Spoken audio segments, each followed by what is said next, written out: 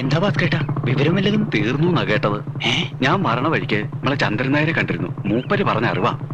തീരാണ്ട് നിൽക്കൂ, വെട്ടി കീറി കളഞ്ഞില്ലേ? 18 വെട്ടാ. സത്യാണോ മോളെ? കൊളക്കടവിൽ എല്ലാവരും പറയണോ ഇന്നലെ ഇവിടുന്ന് ഇറങ്ങി പോയ വഴിക്കാ? എന്റെ ഈശ്വര, അപ്പൊ തോന്നിയൊരിതില് ഞാൻ എന്താ പറഞ്ഞത്? അറം പറ്റിയ വാക്കായി പോയല്ലേ ചേച്ചി? ഞാൻ അങ്ങനെയൊന്നും സംഭവിക്കുന്ന കരുതി പറഞ്ഞതല്ലോ. എന്നാലും ചേച്ചിയുടെ നാക്കേറ്റ പോലെ ആയിപ്പോയി. മോളെ അനു, അച്ഛൻ അറിഞ്ഞോ? കേട്ടു. അവനോൻ ചെയ്യണേന്റെ ഫലം ആരായാലും അനുഭവിച്ചേ പറ്റൂ, ഇല്ലേ അച്യുതാ? പിന്നല്ലാതെ. ഈ ബോംബെയിലേക്കുള്ള ദാതാന്മാരുടെ കാര്യം തന്നെ എടുത്താ തന്നെക്കാൾ പോകുന്നിടത്തിന് രംഗത്തെത്തുന്ന ദിവസം പഴയ ആള് തീർന്നു. ഏതു മരവും ഒരു ദിവസം വീണല്ലേ പറ്റൂ.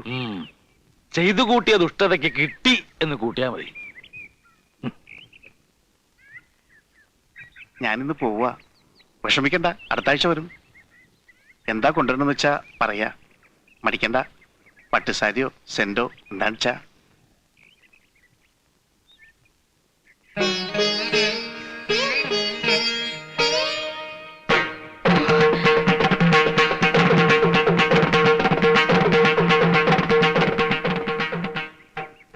ദേവി, മരിക്കണമെന്ന് ഞാൻ ആഗ്രഹിച്ചിട്ടില്ല, അങ്ങനെ ശപിച്ചിട്ടുമില്ല. കേട്ടതൊന്നും സത്യാവരുതേ. ഒരു ചുറ്റുവിളക്ക് തെളിയിക്കാം. ജീവൻ കൊടുക്കണേ എന്റെ ഭഗവതി, ഇല്ലെങ്കിൽ ഈ ജന്മം എനിക്ക് സ്വസ്ഥത കിട്ടില്ല. ജീവൻ പോയിന്നും ഇല്ലാന്ന് 2 വർത്താനമുണ്ട്. ഏഴിലക്കരക്കാരുടെ നാക്കല്ലേ, ചത്തല്ലെങ്കിലും പറഞ്ഞു കൊല്ലും. നിങ്ങളൊന്നും മിണ്ടാണ്ടിരിക്കെ. മെഡിക്കൽ കോളേജിൽ പോയി കണ്ടുവന്ന അടിയോടിയാ പറഞ്ഞത്. ജീവനുണ്ട്, മാത്രമല്ല പരിക്കൊന്നും അത്ര സാരമുള്ളതും അല്ല. അത് അങ്ങനെ ചാവുന്നത് അടിയൊന്നും അല്ല, തലയർത്തിട്ടാ കൂടും. അതാ എനം. ആ ശേഖരൻ കൊല്ലുന്നെങ്കിൽ കൊല്ലട്ടെ, എനിക്ക് ഇനി ഇങ്ങനെ പറഞ്ഞിരിക്കാൻ. അയാൾ പണം വാരി വിതറിക്കുക. പോലീസ് കേസ് രജിസ്റ്റർ ചെയ്തിട്ടുണ്ട്, പക്ഷെ സാക്ഷികളില്ലത്രേ. ഇനി ശേഖരന്റെ കാലമായിരിക്കും വരാൻ പോകുന്നത്. ചിലപ്പോ ഈ കേസിൽ നമ്മൾ അകത്തായിക്കൂടാന്നില്ല. ഏതായാലും കുറച്ചു ദിവസം കൂടി നമ്മൾ മാറി നിൽക്കുക നല്ലത്.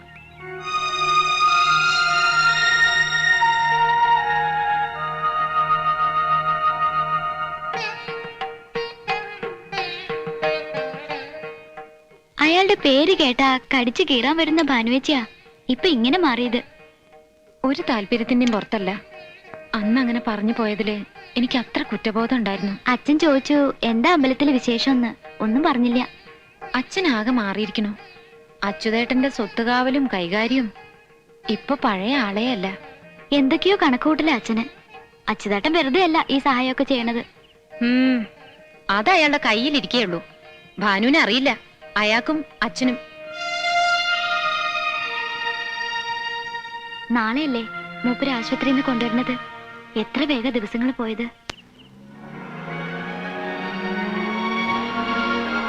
മംഗലശ്ശേരിക്കാ വന്നു അല്ലേ? ഇനി ശേഖരന് പോവാ, ആസ്പത്രിയിലേക്കല്ല. നീലകണ്ഠൻ ഒരു സാവകാശമില്ലാത്ത ആളാ. ഇന്ന് തന്നെ വല്ലതും നടക്കും.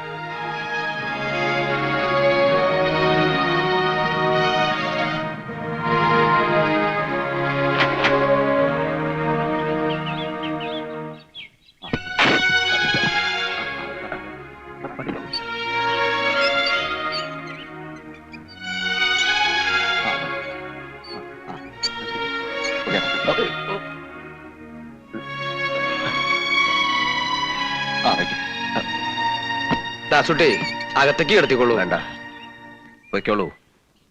എന്നിട്ട് വിവരം അറിയാൻ കാത്തു നിൽക്കുന്നവരോട് പറഞ്ഞേക്ക് പാതി ചത്തുന്ന്.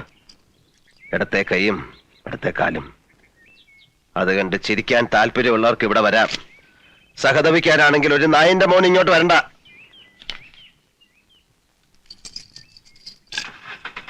വരേ. പടിഞ്ഞാറ്റ മുറിയില് കുപ്പി ഉണ്ടാവും, ഒന്നിങ്ങെടുക്കൂ. ഇത്തിരി വെള്ളവും. പടിഞ്ഞാറ്റയിൽ നിന്നല്ല, ഈ വീട്ടിൽ എവിടെയും കുപ്പിയില്ല. ഇനി ഈ തൊടിയിൽ കള്ള് കയറ്റുന്ന കാര്യം പറയണ്ട, അത് നടക്കില്ല. ആഹാ, ഒറ്റ ചവിട്ടേ വെച്ചേരും. ചവിട്ടാലോ? ഓ, നേരെ നിന്നിട്ട് വേണ്ട ചവിട്ടാൻ. എനിക്കത് അറിയാല്ലേ അല്ലേ?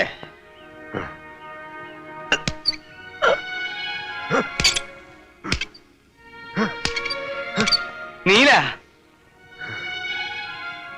എന്നോട് ദേഷ്യം തോന്നിയാലും സാരില്ല. വൈദ്യർക്കൊരു വാക്ക് കൊടുത്തിട്ടുണ്ട്. നേരാമണ്ണം പത്തി നോക്കിയാൽ ചികിത്സ കൊണ്ട് ഗുണമുണ്ടാവും. എഴുന്നേറ്റ് നടത്തുന്ന വൈദ്യര് പറഞ്ഞിരിക്കുന്നത്.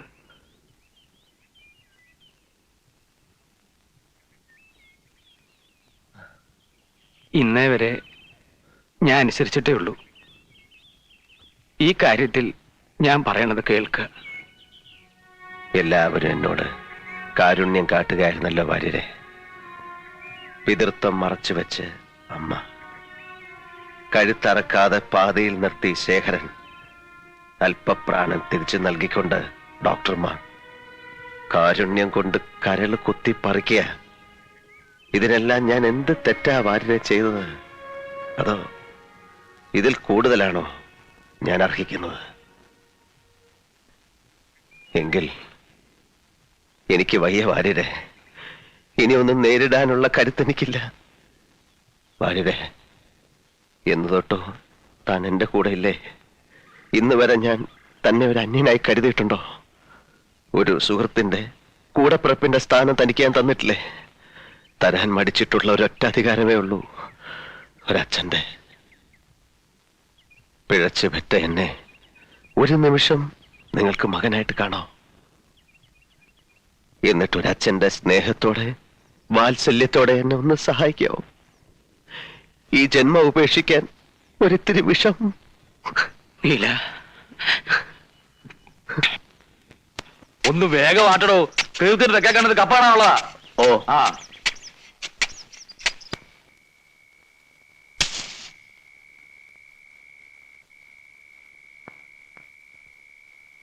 കാലം ഒരുപാടായി നീ ഒരു മോഹമായി മനസ്സിൽ കയറിയിട്ട്.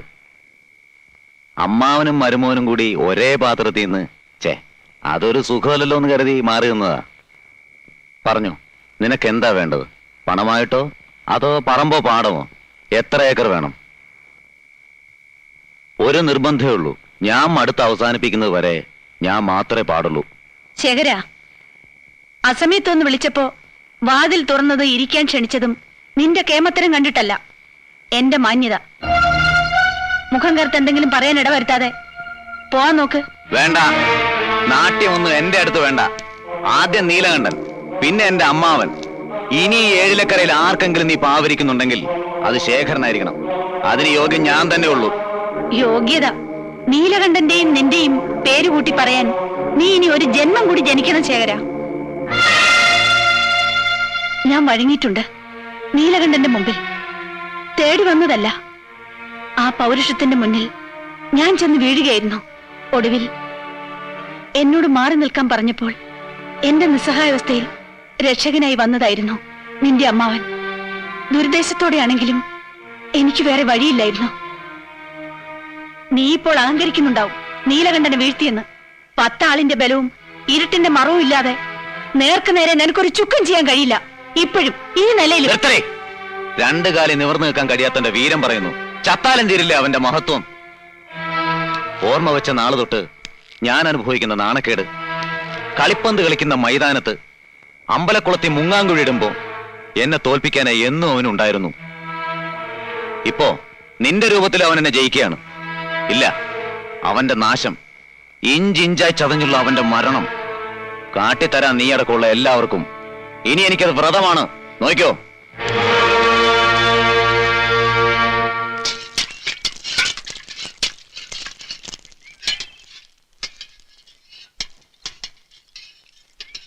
വൈദ്യരെ, വല്ല ഗുണം ഉണ്ടാവുമെന്ന് തോന്നുന്നുണ്ടോ? അതോ പോക്ക് തന്നെയാണോ?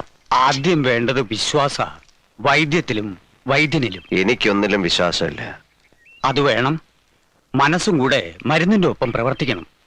ആദ്യം ഈ നിരാശ അങ്ങോട്ട് മാറ്റുക. ഞാൻ എപ്പോഴും പറയാറില്ലേ, താൻ പ്രസംഗിക്കണ്ട. തനിക്ക് എല്ലാത്തിനും ഉണ്ടല്ലോ ഓരോ ന്യായീകരണങ്ങള്. അതെ, എന്നെ തിന്നാൻ വന്നോളൂ.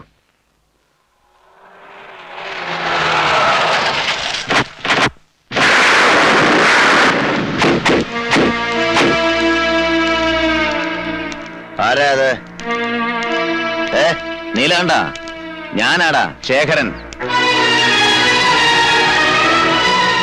നീ ചത്തിട്ടില്ലെന്നറിഞ്ഞപ്പോഴാ എനിക്ക് സമാധാനായത്. ഇനി കളി ഞാൻ തുടങ്ങാൻ പോണേ ഉള്ളൂ. ഓരോന്ന് എണ്ണി പറഞ്ഞു ഞാൻ കുത്തും. എന്നിട്ട് ഇഞ്ചിഞ്ചായി. ഇല്ല, കൊല്ലില്ല. പകുതി ചത്ത നിന്നെ കൊല്ലുന്നതിൽ എന്താ രസം? ചികിത്സ നടക്കട്ടെ, ഞാൻ കാത്തിരിക്കാം. 2 കാലയിൽ എഴുന്നേറ്റ് നടക്കാറാവുമ്പോ നിന്നെ ഞാൻ എന്റെ അടുക്ക വരുത്തും. നീ എന്താടോ ഒന്നും മിണ്ടാത്തത്? എന്താടോ കളവ തന്റെ മുഖത്തൊരു കടുപ്പം? എന്നെ അങ്ങ് കടിച്ചു കയറി കളയുമെന്ന് തോന്നുന്നുണ്ടോ? കണ്ട നിർത്തടാ ചറ്റേ. ഓ, അപ്പൊ നിന്റെ നാക്ക് ഇറങ്ങിയിട്ടില്ലല്ലേ? ഇല്ലടാ നായിന്റെ മോനെ. കിടക്കട, ഉണക്കാണ്ട് കിടക്ക്.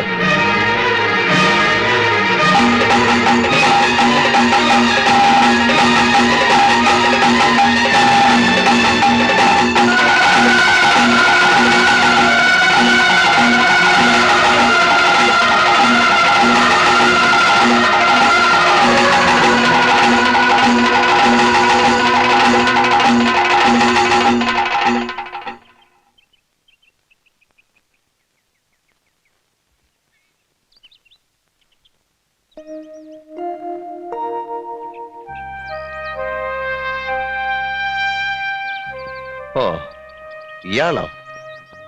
മരണം മരണം മരണം ആഗ്രഹിച്ചിട്ട് നടക്കാതെ പോയ നിരാശയോ അതോ ഈ കിടപ്പ് കാണുമ്പോഴുള്ള സന്തോഷോ? എന്താ ഇപ്പൊ മനസ്സിലെ? രണ്ടായാലും ജയം തന്നെ. നീലകണ്ഠന്റെ മേൽ ജയം. കുറച്ചുകൂടെ അടുത്തേക്ക് വരാം, വേണമെങ്കിൽ ഒന്ന് കാറ് തുപ്പാം. എന്തിനാ എന്റെ നീല ഇങ്ങനെ ഓരോന്ന് പറയണേ? സത്യമല്ലേ പറഞ്ഞുള്ളൂ ആര്യരെ. നീലകണ്ഠൻ ദ്രോഹിച്ചിട്ടുള്ളവരുടെ കൂട്ടത്തിൽ മുന്നിലല്ലേ ഈ കുട്ടി? ഞാൻ പോകുന്നു ആര്യമാവ. വന്നതിൽ സന്തോഷമുണ്ട് കേട്ടോ.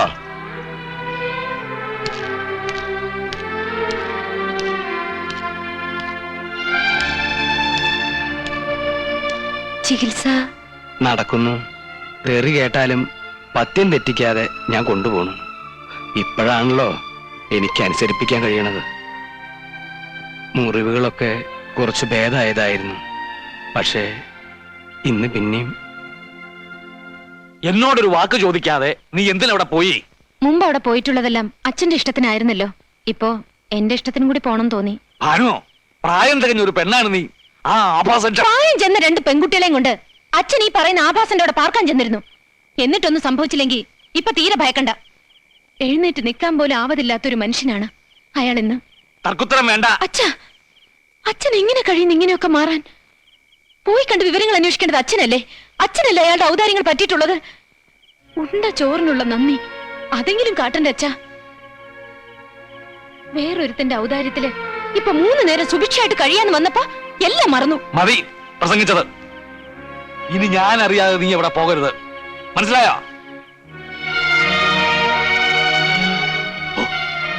ആ അച്യുതൻ എങ്ങാനിത് അറിഞ്ഞാൽ പിന്നെ എങ്ങനെ ഞാൻ അവന്റെ മുഖത്ത് നോക്കും? ഇനി പോണെന്ന് കരുതിയതല്ല, പക്ഷേ അച്ഛൻ വാശിയിലാണെങ്കില് ഞാൻ പോവും. അതിന്റെ പേരിൽ ആരുടെങ്കിലും മുഖത്ത് നോക്കാൻ അച്ഛന് വിഷമം ഉണ്ടെങ്കിൽ വിഷമിപ്പിക്കാൻ വേണ്ടി തന്നെ മനഃപൂർവ്വം ഞാൻ പോവും. താനോ?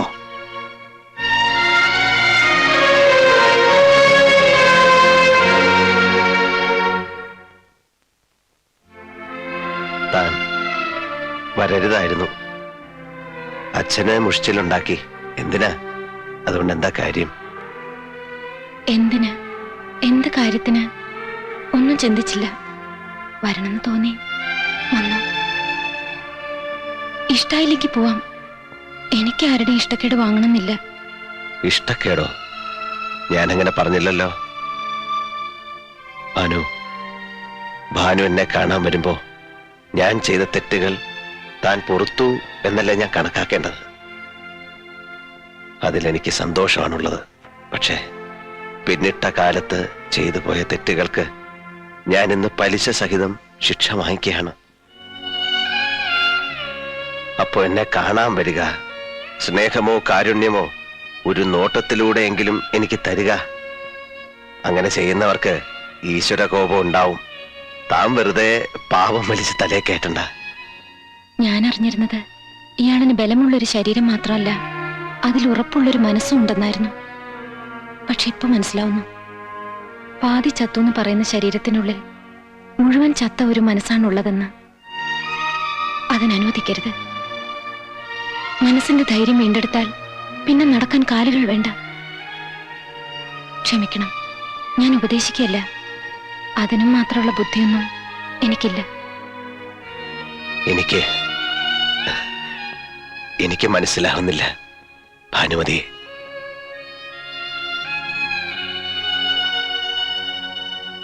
എനിക്ക് തിരിച്ചും.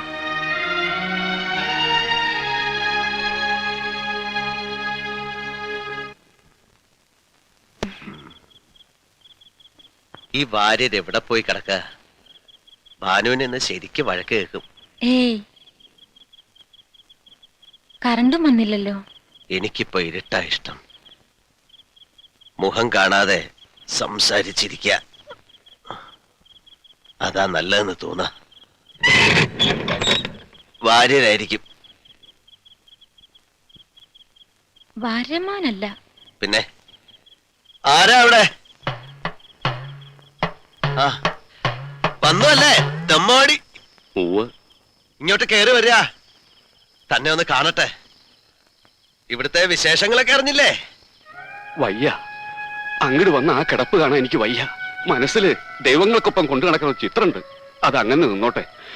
കിടന്നു പോയി എന്ന് ഞാൻ വിശ്വസിക്കില്ലടോ.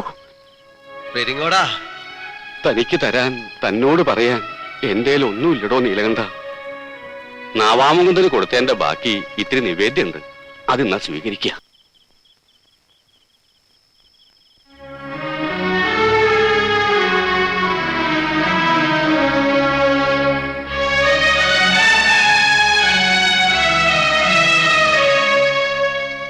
പോയി അല്ലേ? ഹൃദയം നിറയെ സ്നേഹം മാത്രം കൊണ്ട് നടക്കുന്ന താൻ തോന്നി.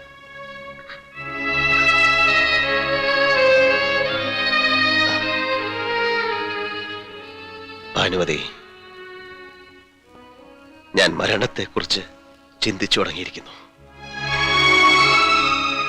ഒച്ചയും അനക്കവും ഇല്ലാതെ നടന്നെത്തി എന്നെ കൊണ്ടുപോകാൻ മരണമെത്തുന്നത് ഞാൻ സ്വപ്നം കാണാറുണ്ട്.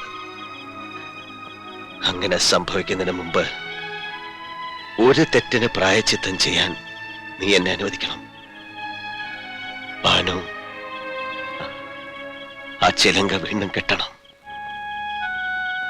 നിനക്ക് ഓർമ്മയുണ്ടല്ലോ, മുമ്പ് ഞാനത് ആവശ്യപ്പെട്ടപ്പോ നീ പറഞ്ഞത് എന്റെ മരണശേഷം മാത്രം അതിനെക്കുറിച്ച് ആലോചിക്കാമെന്നാണ്. ഇപ്പോ മരിച്ചതിന് തുല്യമല്ലേ? പഴയ നീലകണ്ഠൻ മരിച്ചു. ഈ ശരീരം ഒരു പാഴ് വസ്തുവാണ്, ജീവിച്ചിരിക്കുന്നതിന് തെളിവായി ഒരു സ്മാരകം മാത്രം. മറുത്തു പറയരുത്. എന്നോട് കാണിക്കുന്ന ഒരു ദയ, ഒരു പാവത്തിൽ നിന്നെങ്കിലും മുക്തി കിട്ടാൻ ഞാൻ നിന്നോട് അപേക്ഷിക്കുകയാണ്.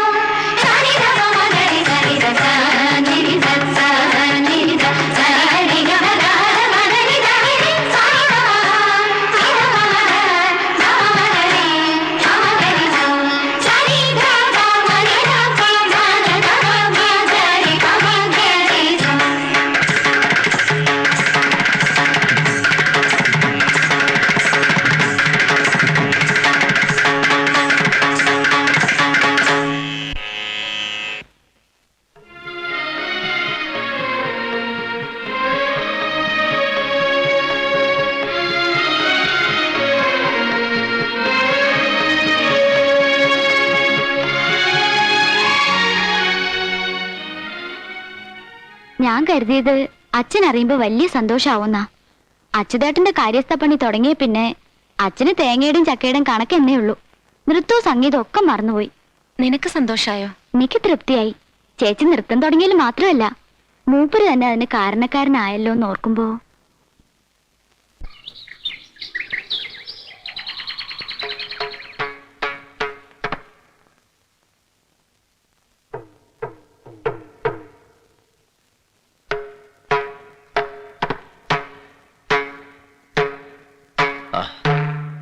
വെറുതെ ഒരു ശ്രമം നടത്തിയതാ. ഭാനു ഇരിക്കൂ. പണിക്കർ സാറിനെ ഒന്ന് അറിയിക്കായിരുന്നു. അറിയിച്ചു കഴിഞ്ഞല്ലോ. ഭാനു എന്താ കരുതിയത്? മറുപടിയും വന്നു. അദ്ദേഹം വരുന്നുണ്ട്. ഓ ആ, കൂടെ ഡൽഹിയിൽ എന്റെ സുഹൃത്തായ CS ഉണ്ട്. അയാൾ നാഷണൽ TVക്ക് വേണ്ടി ഒരു പ്രോഗ്രാം തയ്യാറാക്കുന്നുണ്ട്. കേരളത്തിൽ വെച്ചാ എന്റെ ഷൂട്ടിംഗ്. ഭാനുവാ ആ പരിപാടിയുടെ ഡെമോൺസ്ട്രേഷൻ നടത്തുന്നത്. എങ്ങനെ? ഇത്രയൊന്നും പെട്ടെന്ന്. എന്താ കരുതിയത് നീലകണ്ഠനെ കുറിച്ച്? ഞാനിവിടെ വെറുതെ ഇരിക്കാന്നാ? എഴുന്നേൽക്കണോ? അങ്ങനെ ഒരു ചിന്ത ഇല്ലാതില്ല. ഞാൻ സഹായിക്കാം. പ്രയാസാവും. ശ്രമിക്കാലോ.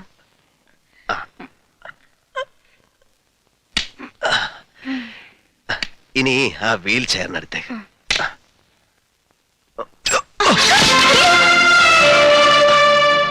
പുതിയ ജന്മമല്ലേ, അപ്പോ പിച്ച വെച്ച് നടന്നു പഠിക്കണം. ഒരുപാട് വീണാലല്ലേ നടക്കാനാവൂ. കണ്ടിട്ടില്ലേ കുട്ടികളെ? എന്താ ഈ കാട്ടുന്നത് നീല? എനിക്ക്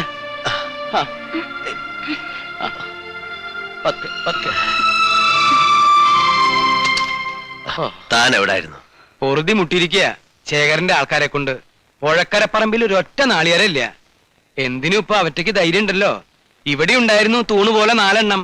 സ്വന്തം തടി നോക്കി എവിടെങ്കിലും ഒളിച്ചിരിക്കാവും. അവരെ എന്തിനാ കുറ്റം പറയുന്നത്?